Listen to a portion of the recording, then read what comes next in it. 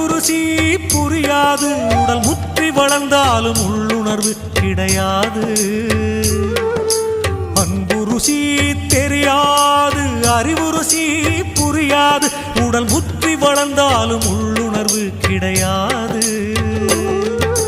மரமாய் வளர்ந்து விட்டே